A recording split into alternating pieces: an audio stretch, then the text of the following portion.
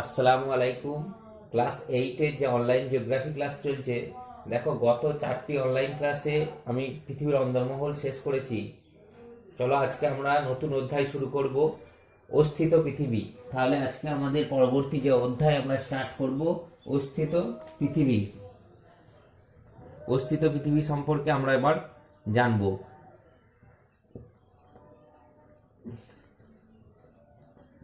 অস্থিত পৃথিবী, পৃথিবীর অন্দরমহলের কিন্তু প্রশ্ন উত্তর আমি আলোচনা করে দিয়েছি।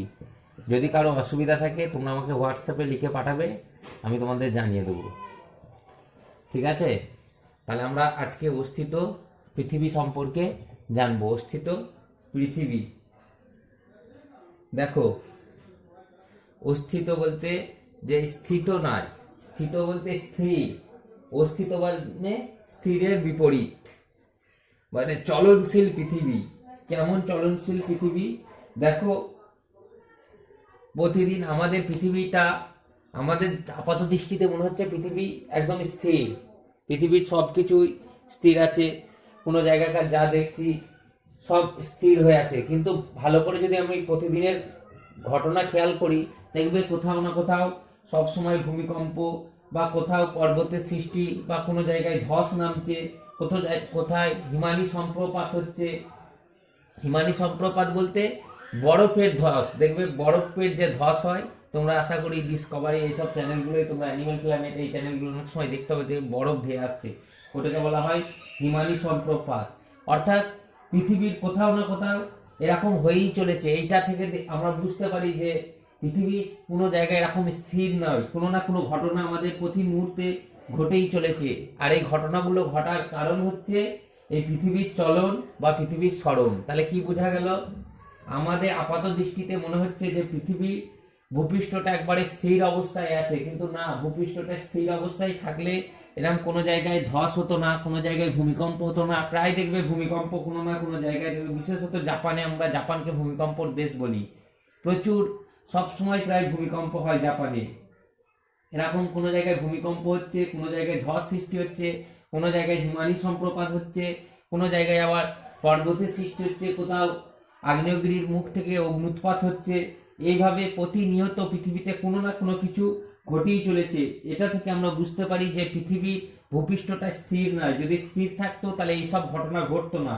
এই ঘটনাগুলো ঘটার প্রধান কারণ হচ্ছে ভূপৃষ্ঠের বা পৃথিবী পৃষ্ঠের চলন। তাহলে আমরা বুঝতে পারলাম যে পৃথিবী, এই যে আজকের হেডিং অস্থিত পৃথিবী, আমাদের যে মনে হয় আপাত দৃষ্টিতে পৃথিবী স্থিত, কিন্তু স্থিত না, এটা অস্থিত। এই অস্থিত পৃথিবীটা দুটো তত্ত্বের মাধ্যমে আমরা জানতে পেরেছি। দুটো তত্ত্ব, একটা হচ্ছে মহীসঞ্চরণ তত্ত্ব, একটা হচ্ছে পাত সংস্থান তত্ত্ব। মহীসঞ্চরণ তত্ত্ব, প্রথম আমরা মহীসঞ্চরণ তত্ত্ব সম্পর্কে জানবো। দেখো বুঝে নাও, সহজ আছে। দেখো মহীসঞ্চরণ, মহীসঞ্চরণ তত্ত্ব, কন্টিনেন্টাল ড্রিফট থিওরি, এর ইংরেজিতে বলা হয় কন্টিনেন্টাল ড্রিফট থিওরি। কন্টিনেন্টাল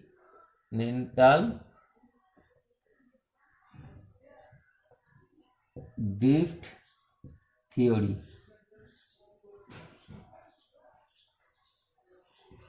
এই মহীসঞ্চরণ তত্ত্ব বা কন্টিনেন্টাল ড্রিফট থিওরি, এই মহীসঞ্চরণ তত্ত্বের প্রবক্তা হচ্ছে আলফ্রেড ওয়েগনার। অনেক সময় শর্ট কোশ্চেনে আসে কি, আলফ্রেড ওয়েগনার। আলফ্রেড ওয়েগনার,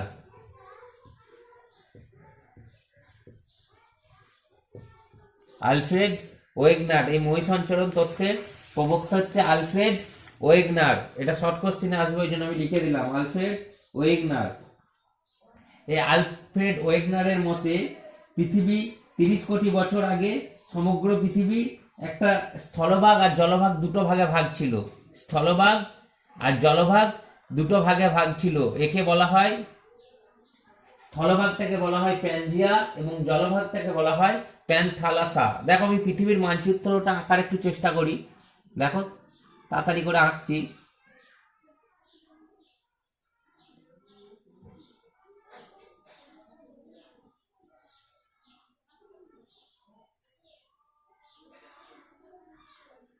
এই দক্ষিণ আমেরিকা, প্রথম উত্তর আমেরিকা হলো, এইখানটায় আছে দেখো আফ্রিকা,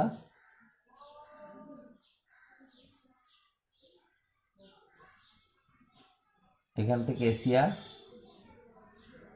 মানে ইন্ডিয়া,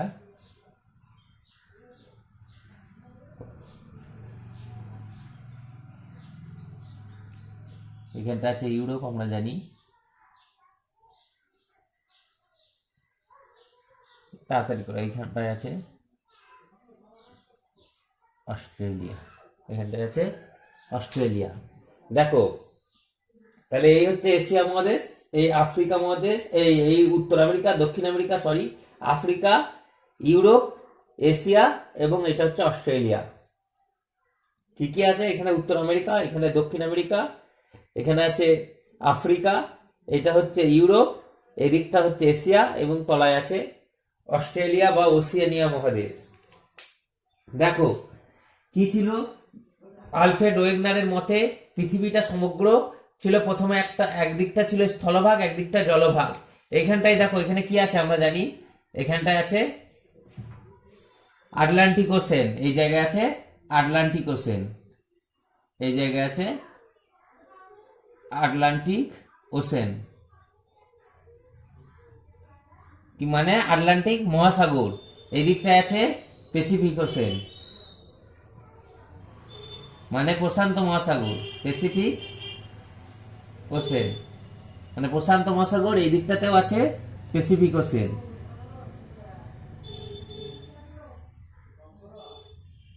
মানে প্রশান্ত মহাসাগর। দেখো আগে কি ছিল, 30 কোটি বছর আগে সমগ্র পৃথিবীটার স্থলভাগটা একদিকে ছিল। স্থলভাগটা বলতে দেখো উত্তর আমেরিকা, এই উত্তর আমেরিকা, দক্ষিণ আমেরিকা, আর এইদিকে আছে ইউরোপ, আফ্রিকা। এই দুটো দেখো মনে হচ্ছে একটা খাঁজের মধ্যে না ভাঁজ জয়েন্ট খেয়ে যাবে।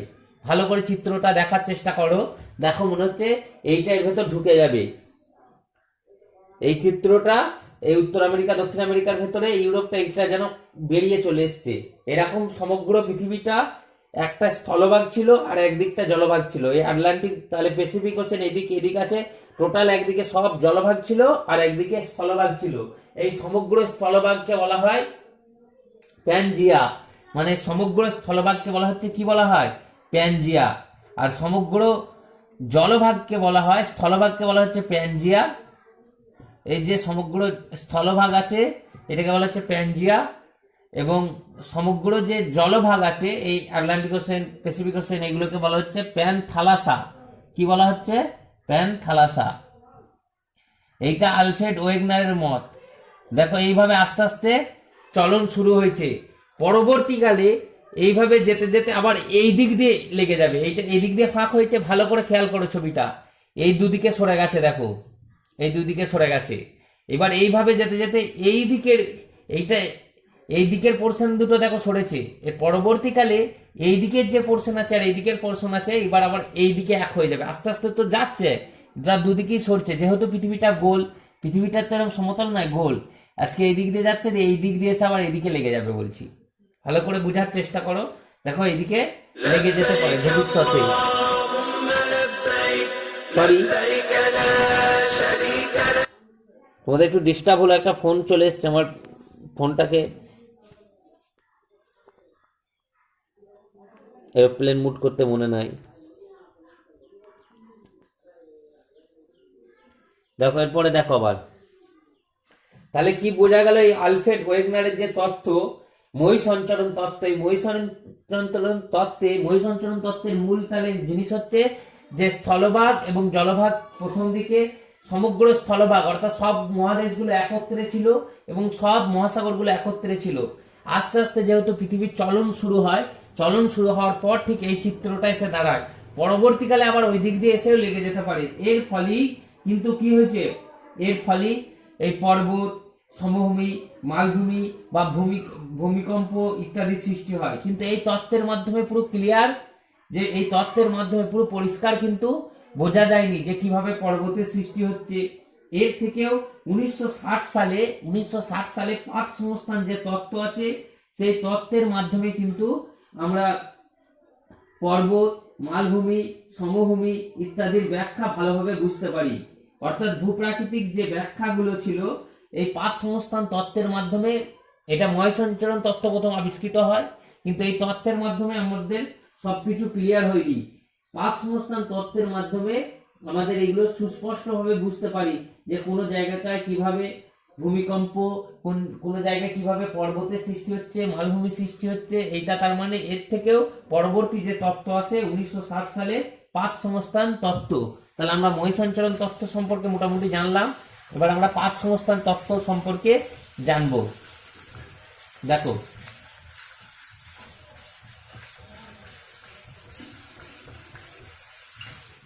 এবার আমরা পাত সংস্থান তত্ত্ব সম্পর্কে জানবো।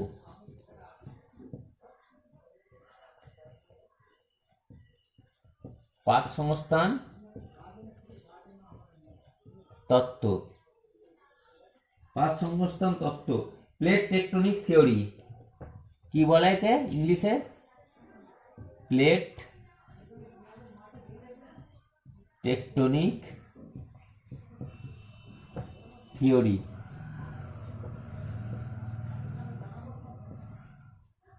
এর ইংরাজি নাম হচ্ছে প্লেট টেকটনিক থিওরি। পাত সংস্থান তত্ত্বের আর এক নাম হচ্ছে প্লেট টেকটনিক থিওরি। এই পাত সংস্থান তত্ত্বের মাধ্যমে আমরা কোনো জায়গায় কিভাবে পর্বত সৃষ্টি হয়, মালভূমি সৃষ্টি হয়, সমভূমি সৃষ্টি হয়, এর সম্পূর্ণ ব্যাখ্যা আমরা পাই। এই পাত সংস্থান তত্ত্বের জনক হচ্ছে লা পিচো। পিচো, এটা মনে রেখে দেবে, শর্ট কোশ্চেনে কিন্তু আসে। কি নাম? পিচো। লা পিচো বা লি পিচো থাকে অনেক জায়গায়। আর এই পাত কথাটি প্রথম, প্লেট, এই পাত কথাটি প্রথম উদ্ভাবন করেন, পাত কথাটি প্রথম জেটি উইলসন।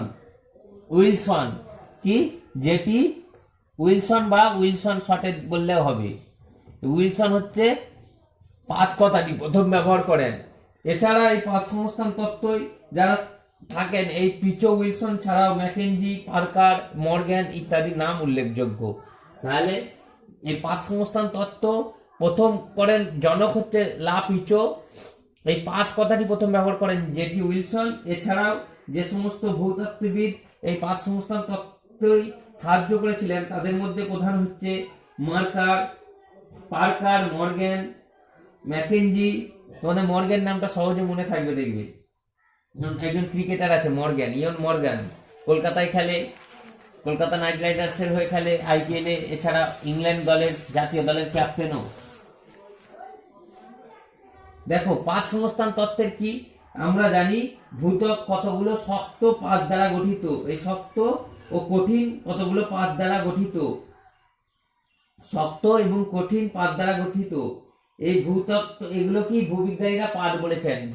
ভূত্বকের ওপরটা কঠিন এবং শক্ত কয়েকটি খণ্ডে বিভক্ত, এগুলো কি ভূতত্ত্ববিদরা পাত বলেছেন।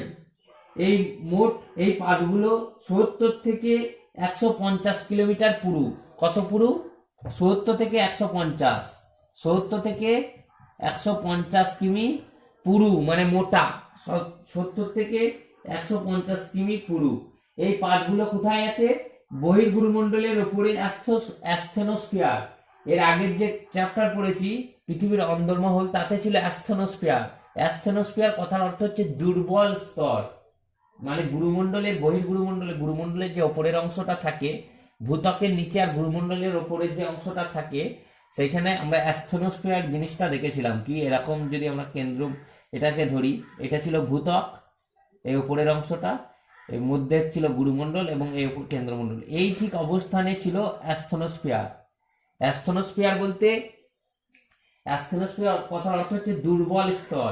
এইখানে পরিচালন, এই অ্যাস্থেনোস্ফিয়ারের ওপর পাতগুলো কি হয়? ভাসমান অবস্থায় আছে। অ্যাস্থেনোস্ফিয়ারের ওপর পাতগুলো ভাসমান অবস্থায় আছে। এই অ্যাস্থেনোস্ফিয়ারের স্তরটা অনেকটা থকথকে পদার্থের মতো। তোমরা সকলে জেলি দেখেছো, বাচ্চারা দেখবে খায় জেলি। জেলিটা কেমন হয়? এখন থকথকে পদার্থের মতো, যে স্লিপ খাবে অথচ লাগবেও না, ঠিক আঠা টাইপের একটা পদার্থ। এর উপরে এই পাতগুলো ভাসমান অবস্থায় আছে এবং এই পাতগুলো সবসময় পরস্পর গতিশীল, সবসময় পরস্পর গতিশীল। কারণ কি? আমরা জানি এই অ্যাস্থেনোস্ফিয়ারের উপরে সবসময় পরিচালন স্রোতের সৃষ্টি হয়। অ্যাস্থেনোস্ফিয়ারে কি আছে? আমরা জানি ম্যাগমা আছে। এই ম্যাগমাগুলো কি হচ্ছে? যে ম্যাগমাগুলো সব থেকে গরম সেগুলো উপরে আসছে এবং অপেক্ষাকৃত ঠান্ডাগুলো অর্থাৎ ভারীগুলো গরমগুলো হালকা হয়ে উপরের দিকে উঠছে সব সময় এবং ঠান্ডাগুলো নিচের দিকে নামছে। এইভাবে সব সময় চলনের ফলে কি হচ্ছে, এখানে একটা স্রোতের সৃষ্টি হচ্ছে, পরিচলন স্রোত। এর উপরে এই প্লেটগুলো এরকম এই প্লেটগুলো ভাসমান অবস্থায় আছে, আর এইটা যেহেতু গতিশীল এর ফলে পাতগুলো গতিশীল হয়ে পড়েছে। অনেক সময় তোমাদের আসে যে পাতগুলি গতিশীল হয় কেন, পাতগুলি গতিশীল থাকার কারণ কি। এইবার এই পাতগুলো থেকে দেখো মোট পৃথিবীতে বড় পাত আছে মোট 6টি এবং 20টি আছে মাঝারি পাত এবং অসংখ্য ছোট পাত রয়েছে। তাহলে বড় পাত আছে 6টি বড় পাত কি কি? ইউরেশীয় পাত। 6টি বড় পাতের মধ্যে হচ্ছে একটা হচ্ছে ইউরেশীয় পাত,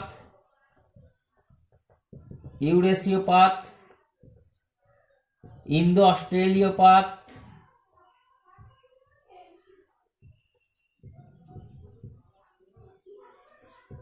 ইন্দো অস্ট্রেলীয় পাত, আমেরিকা পাত কি আছে, আমেরিকা পাত, প্রশান্ত মহাসাগরীয় পাত,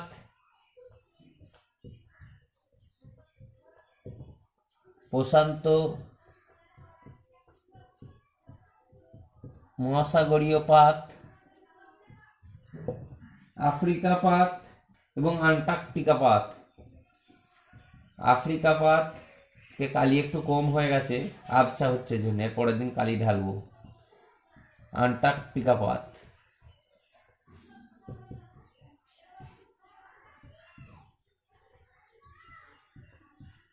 আন্টার্কটিকা পাত। তাহলে 6টা যে বড় পাত আছে, দেখো ইউরেশীয় পাত, এই পাত কটার নাম মনে রাখবে, 6টা বড় পাত। অনেক সময় অপশনে থাকতে পারে ইউরেশীয় পাত, ইন্দো অস্ট্রেলীয় পাত, আমেরিকা পাত, প্রশান্ত মহাসাগরীয় পাত, আফ্রিকা পাত এবং আন্টার্কটিকা পাত। এই 6টি বড় পাত, 20টি মাঝারি পাত এবং অসংখ্য ছোট পাত নিয়ে এইটা গঠিত। তাহলে প্লেট, এর ফলে কি হয়, এই পাতগুলো সব সময় কেউ কারো কাছে সরে আসছে। কিরকম আসছে এই পাতগুলোর ফলে, কেউ কারো দুজনা পরস্পরের দিকে আসছে, দুজনা পরস্পর থেকে দূরে সরে যাচ্ছে, আবার কখনো দুজনা পাশাপাশি যাচ্ছে। এর ফলে এই পাতগুলো পরস্পরের কাছে চলে আসার ফলে সংঘর্ষ হয়। এর ফলে কোনো জায়গায় ভূমিকম্প হচ্ছে, আবার কোনো জায়গায় ভঙ্গিল পর্বতের সৃষ্টি হচ্ছে দূরে সরে যাওয়ার ফলে, কখনো কখনো অগ্নুৎপাতের সৃষ্টি হচ্ছে, আবার কোনো কোনো এরকম পাশাপাশি যাওয়ার ফলে চ্যুতির সৃষ্টি হচ্ছে। এই পাত সংস্থান তত্ত্বের মাধ্যমেই যে পৃথিবীর যে কোনো জায়গায় ভূমিকম্প, কোনো জায়গায় পর্বত সৃষ্টি ইত্যাদির সঠিক ব্যাখ্যা দেওয়া গেছে। তাহলে আমরা কি জানতে পারলাম, যে অস্তিত্ব পৃথিবীর প্রধানত দুটো তত্ত্ব আছে, একটা হচ্ছে মহিসঞ্চরণ তত্ত্ব, পাত সংস্থান তত্ত্ব। অনেক তত্ত্ব আছে, তার মধ্যে এই দুটি সবথেকে গ্রহণযোগ্য। মহিসঞ্চরণ তত্ত্বের মাধ্যমে পুরোপুরি এর ক্লিয়ারিটি আসেনি। দেখো পাত সংস্থান তত্ত্বের মাধ্যমে যে এই ভূত্বকের যে ভূপৃষ্ঠের যে চলন তার পুরোপুরি একরকম স্বচ্ছতা এসেছে। তাহলে এই পাত সংস্থান তত্ত্বের বিভিন্ন রকম পাতের নাম এবং কি কারণে কি হচ্ছে সেগুলো এবার আমরা বিস্তারিত জানবো। এতদূর আশা করি তোমরা সকলে বুঝতে পেরেছো। তাহলে তোমাদের কিন্তু আসতে পারে মহিসঞ্চরণ তত্ত্ব কি, পাত সংস্থান তত্ত্ব কি। পাত সংস্থান তত্ত্ব অনেক সময় 5 নম্বরের প্রশ্ন আসতে পারে। দেখো আজকে আর একটু অল্প পড়িয়ে দেবো, এর পরের দিন এখান থেকে আবার ভালো করে স্টার্ট করব। দেখো এই পাতের চলনের ফলে 3 রকম পাতের চলন হয়, 3 রকম পাতের চলন হয়। পাতের চলনের ফলে 3 রকম সৃষ্টি হয়। একটা হচ্ছে অপসারী বা গঠনকারী পাত সীমানা, একটা অভিসারী বা বিনাশকারী পাত সীমানা, আর একটা হচ্ছে নিরপেক্ষ পাত সীমানা। কি কি আজকে আর আলোচনা করব না, শুধু এই নামটা বলে শেষ করে দেবো। অভিসারী বা বিনাশকারী পাত সীমানা, অভিসারী বা বিনাশকারী পাত সীমানা। আজকে কেবল ওই দুটো তত্ত্ব তোমরা পড়বে, অভিসারী বা বিনাশকারী পাত সীমানা। 2 নম্বর হচ্ছে অপসারী বা গঠনকারী পাত সীমানা, অপসারী বা গঠনকারী পাত সীমানা, গঠনকারী পাত সীমানা, অপসারী বা গঠনকারী পাত সীমানা। আর 3 নম্বর হচ্ছে নিরপেক্ষ পাত সীমানা, নিরপেক্ষ পাত সীমানা। তোমাদের বুঝতে একটু অসুবিধা হচ্ছে, কালি কম আছে, পরের ক্লাসে ইনশাল্লাহ এটা হবে না। দেখো শুধুমাত্র এই 3টেই বলে আমি শেষ করছি, পরের দিন এগুলো নিয়ে আবার বিস্তারিত আলোচনা করব। তাহলে আজকে আমরা পাত সংস্থান তত্ত্ব এবং নৈ সঞ্চরণ তত্ত্ব এই দুটো ভালো করে জানলাম, এবং এই দুটো তোমরা ভালো করে পড়বে। এখানেই ক্লাস শেষ করছি।